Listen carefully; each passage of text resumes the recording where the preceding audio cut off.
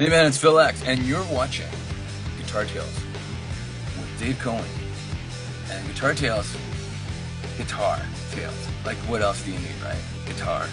We're geeks, nerds, gear, inspirations, positive vibes. Look out.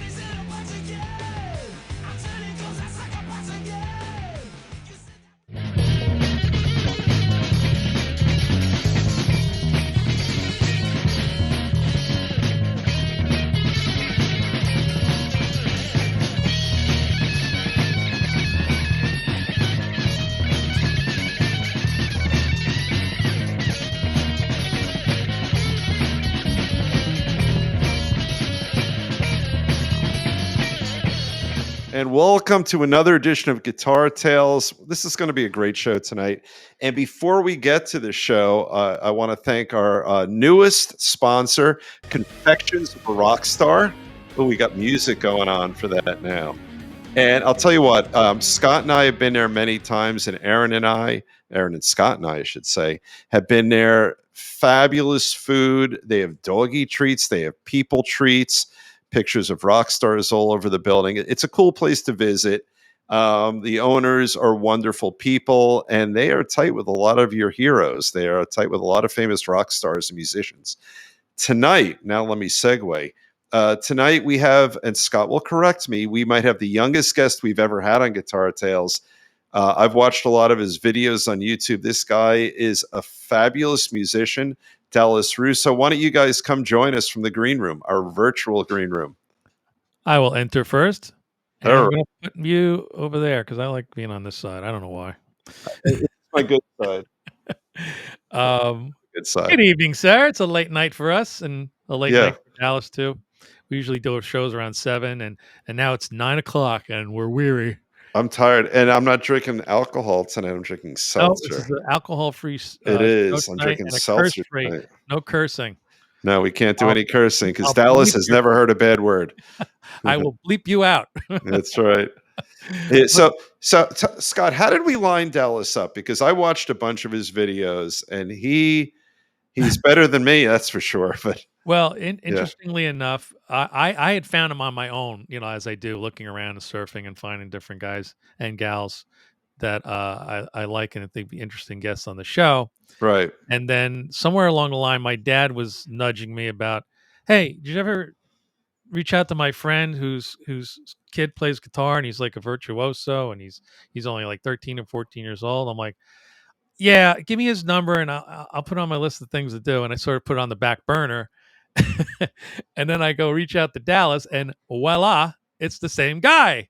Oh, I got it. That is So great. it kind of like went backwards. I didn't Yeah. use my dad to get this guest. I was an afterthought. But Yeah. we found out that his dad and my dad know each other and they're Dallas Cowboy fans, and that's why Dallas's name is Dallas. I don't want to give away too much. Should we bring him on? Let's bring him on. Here he is. Dallas, welcome to the show. Hi, everyone. I really appreciate being on the show today.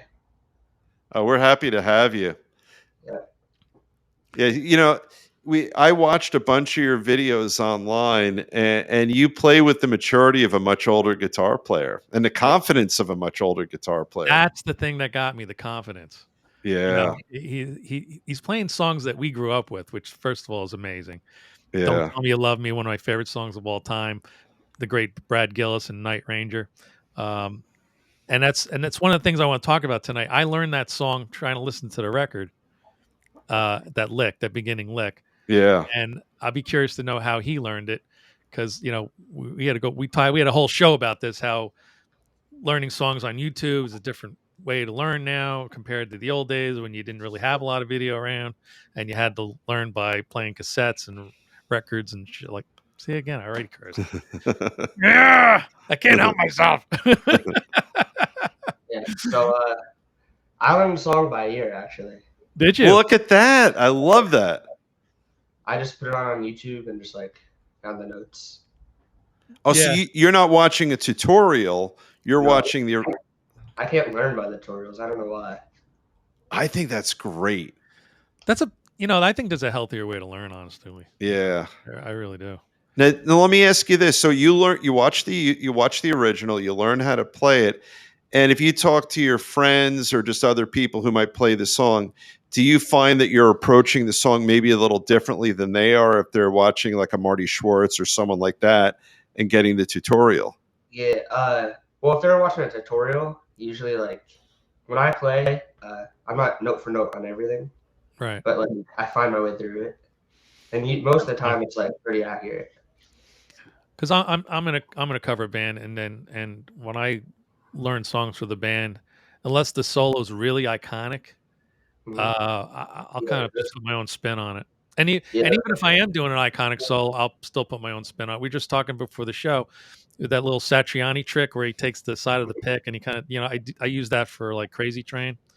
Um, Obviously Randy didn't play it like that, but it's easier for me. It makes a lot of sense. yeah, Glad yeah. I do the same. I'm glad you have your Van Halen guitar because I brought mine out tonight. Yeah, that's very cool. So how do you do it? So, all right. So first of all, you're a 14-year-old kid, right? Yep. So I think Scott, am I right? He's our youngest guest ever. Yes, the record before him was currently held by Sierra Levesque of Canada, who was 16 when she was on the show, and now she's 18. Yeah, so you are our official youngest guest ever. So were you guided by a teacher to say, "Hey, do it on your own"? Or okay, Yeah. I So, love that attitude. Yeah, let's hear. well, I actually like picked up the guitar when I was like very little, like 2. It's like my parents have photos of me when I was like 2, just like strumming. But I have I just pictures of me at 2 years old. I was definitely not holding guitar. I was holding a rattle, which is a percussion instrument. But go ahead. my brother took guitar lessons, and I played his guitars when I was really little. But when I was 6, I went to this little place near my house, and I took lessons for like 4 years up till COVID. Oh, And wow. then the guy that like taught me lessons like ghosted us Oh, really? when COVID came. Yeah, so we went to this other guy. His name's Alan Gawa, and Okay, yeah, he's like taught me a lot of my stuff I know right now. That's awesome. That's that awesome. is. So you gravitated towards electric guitar, obviously. Did you Yeah. start off on acoustic? Because this is one thing I always say to parents when they're buying guitars, and we covered this on a show a while back, that I think it's better to start off a young student on an electric guitar than an acoustic Yeah. guitar. It's Mhm. just easier to play. Yeah, I Plus, started. distortion. It's like you can make music with 2 notes, Mhm. Yeah. and you got a power chord going, and then you're off to the races. Because that's Yeah, very discouraging having to learn all those chords, at first. yeah. He's got to press down harder and stuff. Yeah, exactly. And you got the nice close action on electric, you're good to go. It's not that hard. You still beat up on your fingers, but it's a lot of fun. And then you discover the pedals and all that stuff.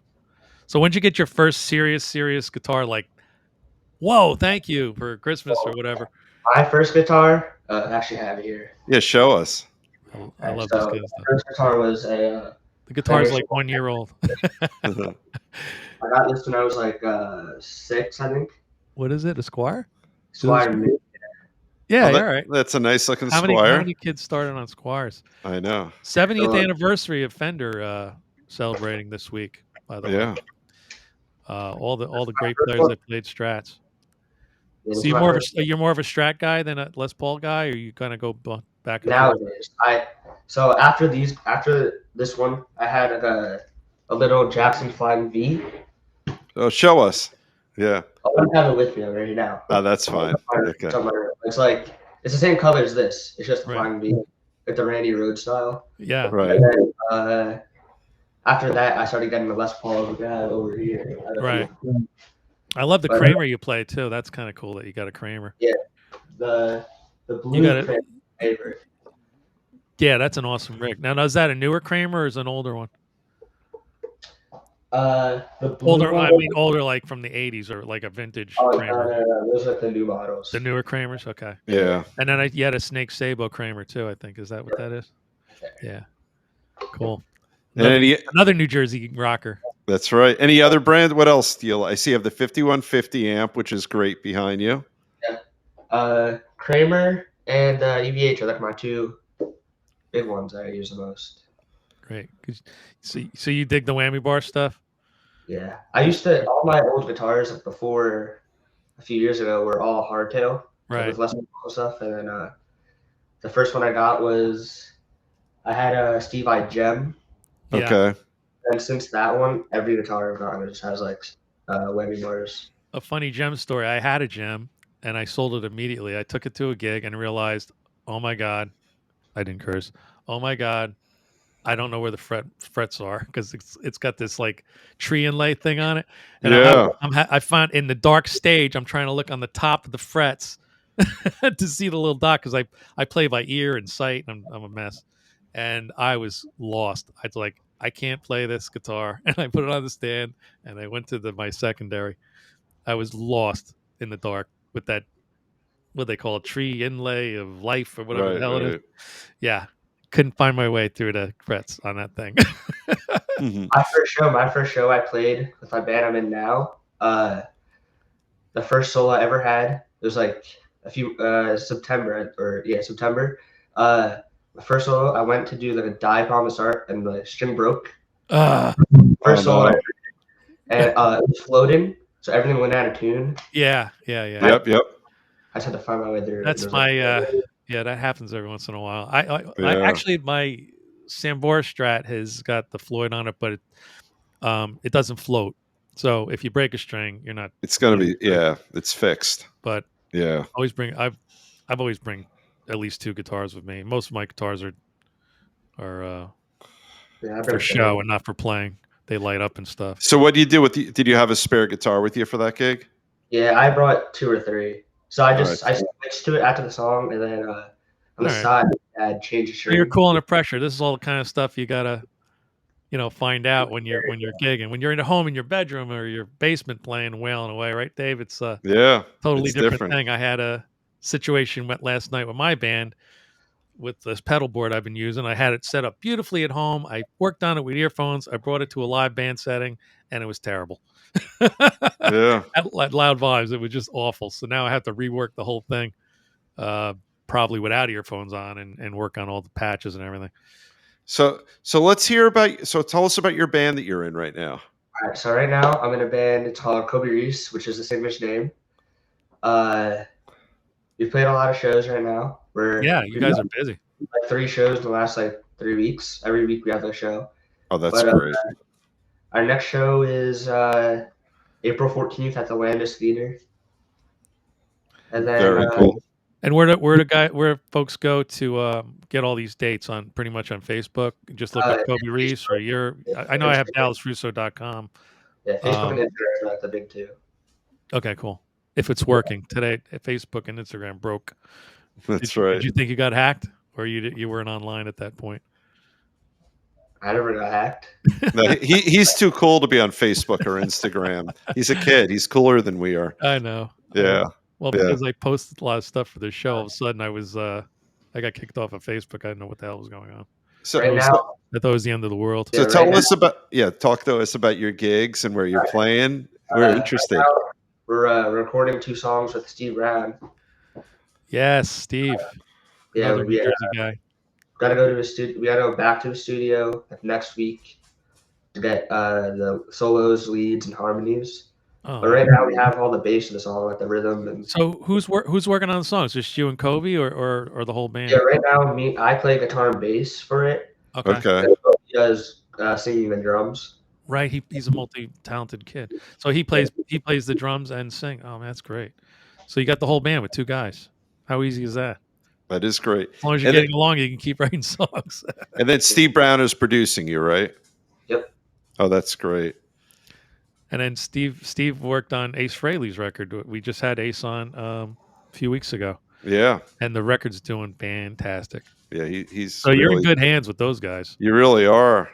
And Yeah. so, how do you feel as a 14-year-old kid who's getting recognized by someone at the level of a Steve Brown? Like, that's a big deal, right? It is, yeah. You're going to have 40, 50-year-old or 60-year-old musicians who would be thrilled to work with Steve Brown. And here you are. Did he find you or did you find him? So Kobe recorded a song with him last year, like last spring. Okay. It's called Sometimes When. Okay. But that one was produced by Steve Brown. And then I believe the other one, the next one that was released, he didn't record it with him, but Steve Brown like mixed it and stuff. Okay. Yeah, so we already had his contact. Now, who wrote the songs that you're recording now? So one of the songs, I made all the music, Wow. and Kobi made all the lyrics. And then the other song, Kobi already had like the bass notes, but it was like a slower song. Okay. I'm not gonna lie, I did not like the song when he showed it to me. I brought it home and I upped the tempo a little bit, changed it around a little bit. That's beautiful. That's what you do. I came back to rehearsal the next week, and that became it.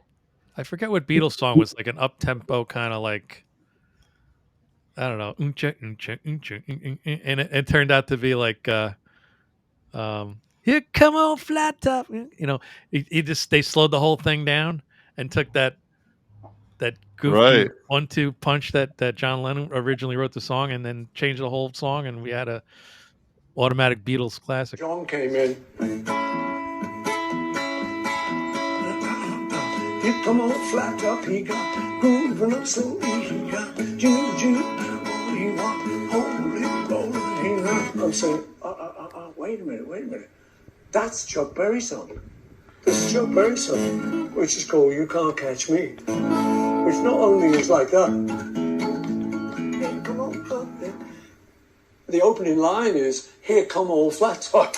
Here come on flat top. You know the Chuck Berry song. It actually is the Chuck Berry song. So I said, oh, man. I said, look, it's a great song. I love it. I said, but we got to do something to get away from that. So I just suggested we slowed it down. So instead of we go.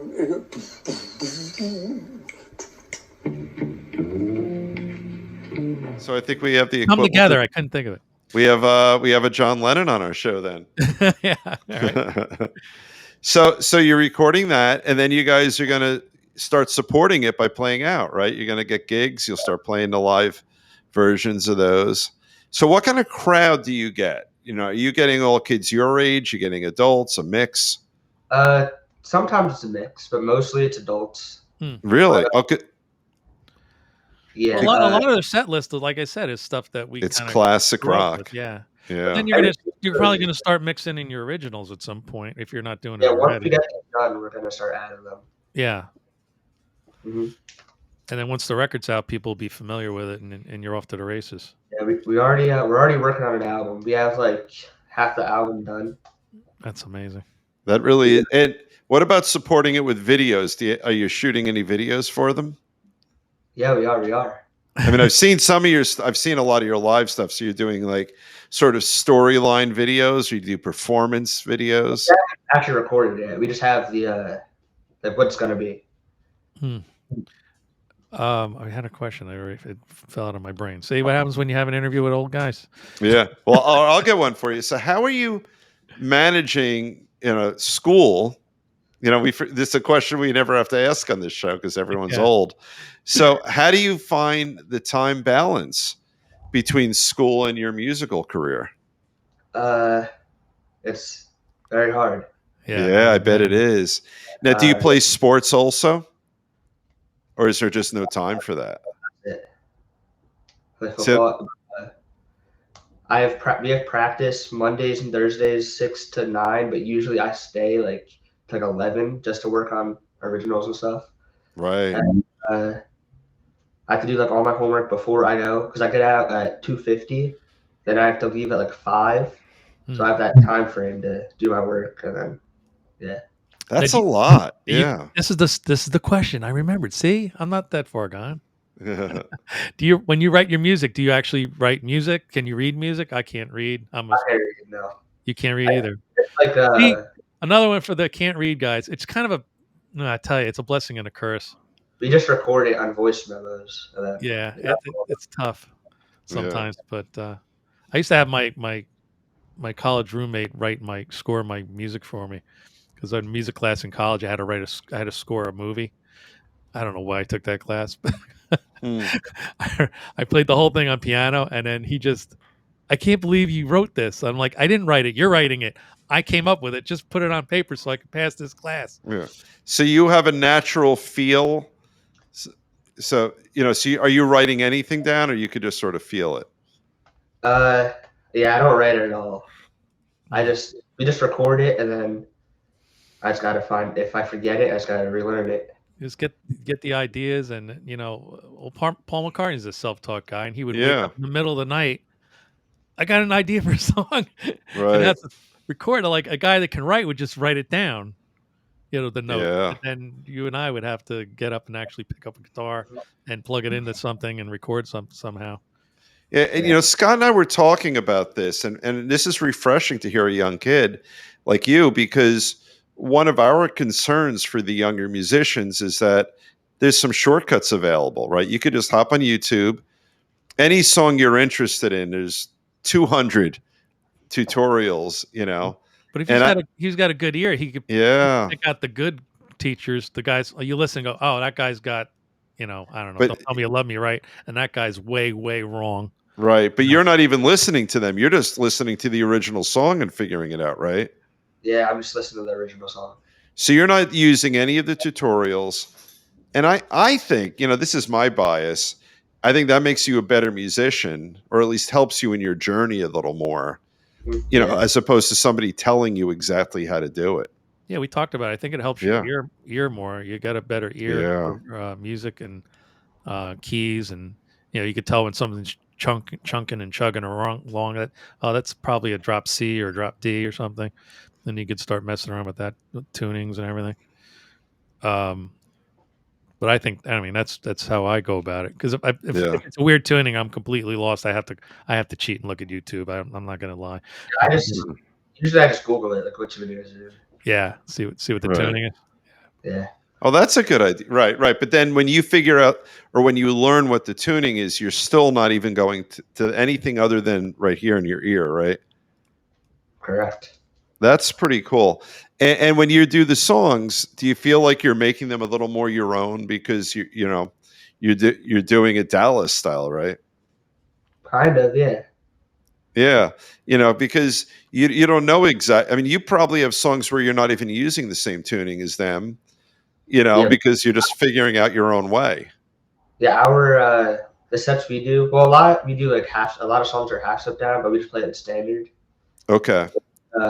We do a few Motley Crue songs, which is like full step to Full D. step down. Yeah. Right. Sometimes, like Smoking the Boys Room's easy, you can do that in standard, but like Home Sweet Home's a little bit harder. So I have a pedal where it just like switches the tuning. Oh, that's that's very good. handy. Yep. Yeah. I used to have an old Morpheus drop tune. I think it was a beast, but now they're smaller now, right? I think Digitech makes one. That's pedal board size.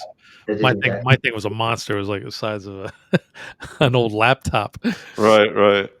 But people still want that one. I mean, I don't know. It's in my studio. I'm probably going to sell that stupid thing. Right. I used it for a band I was in. It was they had a lot of key changes, and I'm like, I'm not going to bring 10 guitars to the gig, and I just get this pedal. It was fantastic. Right. It saved me a lot of trouble. But it only goes down. It does not go up. If you're going to go up, you got to put a capo on the guitar or something. Right. So, what of your guitars? Speaking of guitars, what are your two favorites? We're looking at a really nice collection behind over your shoulder. I love it. So my favorite one. This is my favorite one. This is my favorite Pitch 150. That's cool. Yeah. I got this one for Christmas a few years ago. Ever since, this is definitely my favorite one. And you'll find it's limiting with just And then- with just a humbucker in there, and a lot of shredding. I mean, it's perfect for shredding, but you can't really get any other tones besides shredding out of that thing, I would think, because all this is a volume and a Yeah, that's it. But my other favorite, it's kind of switches through, but right now it's probably my N2. Yeah. Oh, I like that one. and And Nuno, you have a quote from Nuno about you on your website, which completely blew me away. Nuno's never said anything about me being a great guitar player. How the hell did you get him to say something? This was actually Oh, he signed. signed it. Where'd you get to meet him? I met him a couple of times. I met him at the Starland Ballroom. Okay. And then I met him after the show. And then I had VIP for at the Bergen Pack. Right. Okay. Yeah, he came down, and we weren't actually supposed to be there. Like usually they kick everyone out, but we just like sat there and waited. So he came down. We talked for a little bit, and then he just signed. There's a few other people waiting. He's an incredible player. He's definitely Yeah. made his mark. And that's amazing. As a 14-year-old kid, you've got a rock legend. Stop saying kid, will you? He's a kid. But you know what's interesting though, and I got to say this, you know, musically, I watched your videos, and you were carrying yourself with the confidence of someone much older, and you're being interviewed by two goofballs, and you're carrying yourself like an older person right now. Who's playing bass in the band? Right now it's a girl. Her name's Yeah, Celeste. she's great. She sings too, right? Mm-hmm. Yeah. Yep. They got really good harmonies, Dave. You got to check it out. Yeah.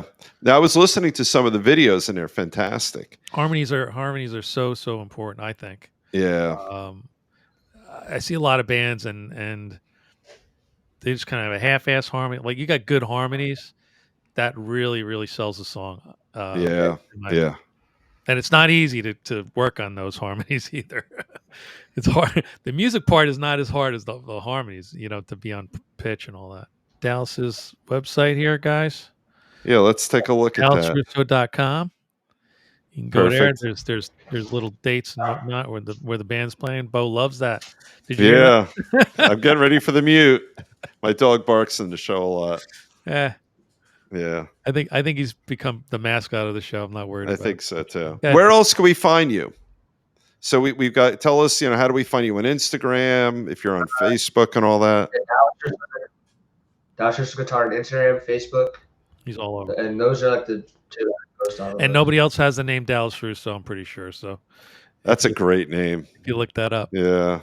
We said in the beginning of the show, I have a hunch that you were named Dallas because you probably, I don't know if you're a Dallas Cowboy fan. I know your father is definitely a Dallas Cowboy fan. Yep, we are. Yeah, I think you'd be disowned if you weren't, right? If your dad named you after the team, that would be problematic.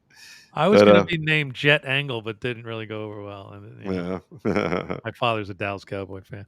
My dad calls his dad after every Dallas Cowboys game. I found out.